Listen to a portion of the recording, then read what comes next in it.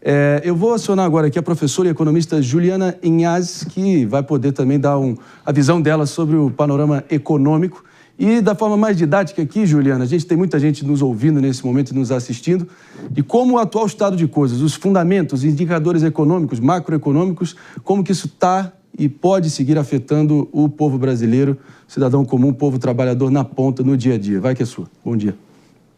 Oi, André, bom dia a todos que estão aí com você, a todos que nos assistem ou nos ouvem. A gente realmente hoje tem uma situação, e a gente já tem discutido ela há um tempo, né? Uma situação que não é simples, né? A população, claro, ela sofre direto ou indiretamente os impactos desse contexto como um todo. Primeiro porque, como vocês bem falaram há pouco, o governo gasta mais do que arrecada, né? Quando ele gasta mais do que arrecada, ele precisa, de alguma forma, se financiar, e o financiamento via dívida pública pressiona juros para cima.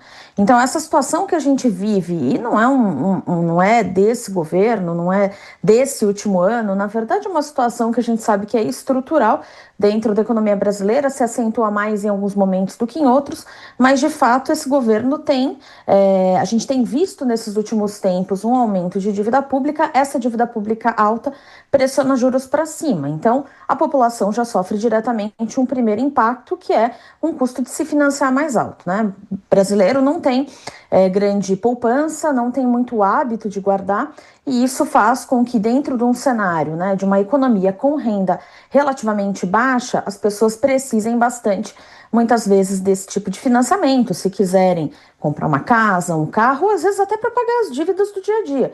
Então, quanto maior a taxa de juros, mais as pessoas pagam com serviços de dívida, e isso faz com que elas tenham menos dinheiro sobrando no bolso. Mas existem outros desdobramentos dessa situação que vão ficar evidentes mesmo que a gente não precise se financiar, né? Uma taxa de inflação mais alta, né? Então a gente vê, dado que o governo gasta bastante, que ele não fecha a conta, ele acaba tendo primeiro que repassar muitas vezes os custos disso com aumentos de arrecadação, então ele aumenta tributos. Esse aumento de tributos, quando acontece lá do lado produtivo da economia, gera repasses para os preços, então a gente começa a ver aí preços mais altos, ainda que não aconteça só no setor produtivo, se acontecer diretamente para a pessoa física, isso vai reduzir aí o poder de compra dessa sociedade. Então, novamente, a gente paga o preço disso, indiretamente, ainda que seja. Mais do que isso, a gente também tem um cenário, isso é muito específico desse momento que a gente vive, né? De um governo que está gastando mais, não está conseguindo fechar a conta, colocou uma meta que é uma armadilha no final do dia para ele, porque ele não consegue chegar nessa meta. Para chegar próximo dela, ele vai ter que apertar aqueles gastos que a gente chama de discricionários, que são aqueles gastos onde o governo tem margem de manobra, né? É onde ele consegue remanejar um pouco ali dos seus gastos, tentar de alguma forma trazer um pouco algumas prioridades à tona. E aí o que acontece é que a gente está vendo que a situação fiscal está levando a gente para, ou em 2026 ou em 2027, ter que ter uma parcela ridiculamente pequena de gastos discricionários. E a população vai sentir novamente o impacto, porque ela vai ver serviços que ela tem geralmente à disposição deixarem de existir ou eventualmente ficarem muito mais difíceis. Então aqui a gente né, nessa rápida fala, a gente já tem 3 ou 4 possibilidades de impacto que são diretos para a sociedade, né? E, claro, sem contar toda a sensação de insegurança, incerteza que faz a economia brasileira crescer menos. E se a gente cresce menos, é menos emprego, é menos possibilidade de consumo, é uma população que vive pior. Então a gente acaba sentindo aí o impacto, infelizmente, de vários lados, né? Se fosse só por um canal, a gente ainda talvez poderia falar, bom, os outros estão preservados. Não é o que acontece. A gente tem impactos que se generalizam, infelizmente. É claro que tem a baixa afluência das chuvas e também tendo que acionar algumas hidrelétricas, mas nós somos o país das hidrelétricas que tem que ficar sucessivamente lidando com crise hídrica para lá, um plano de gestão eficiente, contingenciamento e também um mínimo de previsibilidade, a gente simplesmente não vê, e aí acaba sendo uma grande gestão falha e passando essa conta cada vez mais para o consumidor. Na ponta, a gente viu em Belo Horizonte, em junho, um aumento de 6,82% na conta, com a inflação sendo pressionada, no valor da energia residencial. Então, o problema é estrutural, é geral e lamentável, para dizer o mínimo. E é isso. Enquanto segue decretando gastos e ignorando, enfim, cortes, a conta vai ficando cada vez mais salgada e sobrando no nosso bolso enquanto consumidores e cidadãos. Você colocou muito bem, claro, essa irresponsabilidade primordialmente vindo do Planalto. Eu vou seguir aqui trazendo agora a Marcela Munhoz, Juliana, para a próxima pergunta. Vamos lá. Pois é, o que chama bastante atenção em relação a isso, André, e toda a bancada, é que há essa discussão, principalmente os noticiários têm falado muito sobre como economizar energia elétrica. Então, para que o cidadão ele tome banho mais rápido, para que ele deixe de acender as luzes, para que ele sempre, de alguma forma, deixe de fazer alguma determinada atividade para economizar energia. Mas a gente não vê a discussão sobre, por exemplo, incentivo de energia limpa, sobre, então, a taxação da energia solar. Isso não se tem discussão, não se tem um debate, principalmente relacionado ao governo, sobre isso, para fazer com que, de fato, o Brasil consiga economizar energia, né? Então, isso, é claro, acaba deixando as pessoas cada vez mais sem esperança, infelizmente.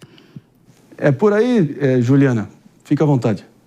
Eu concordo, sim, com você, Marcela. Acho que quando a gente olha, né, acho que a questão da energia em específico, esse é um ponto aí, um calcanhar de Aquiles da economia brasileira, como de outras economias, né? A gente carece muito de investimentos nessa área, né? E eu não consigo enxergar a questão desse setor e de outros sem olhar, claro, para esse grande desajuste que a gente tem do lado fiscal, né? Quando a gente tem um governo que gasta muito mais do que arrecada, que tem que ficar ali negociando, né? O governo, de uma forma ou de outra, cedeu bastante aí do seu orçamento para conseguir uma governabilidade aí nos primeiros 2 anos, que agora está se mostrando bem difícil, né? Porque o dinheiro acabou, a verdade é essa. Então, quando a gente olha governos como esse, a gente entende o tamanho também da dificuldade de conseguir progredir para questões que sejam mais estruturais, né? E, novamente, não é uma exclusividade desse governo, a gente vê já há um bom tempo as medidas aqui no Brasil acontecendo no curto prazo. E planejamentos em alguns setores vão acontecer ao longo do tempo. Então, o setor de energia é um setor que pede um planejamento e uma infraestrutura, que são muito difíceis de se fazer quando você tem que ficar apagando os incêndios ali de curto prazo. E aí, infelizmente, a gente chega nesse cenário que a gente tem hoje, né?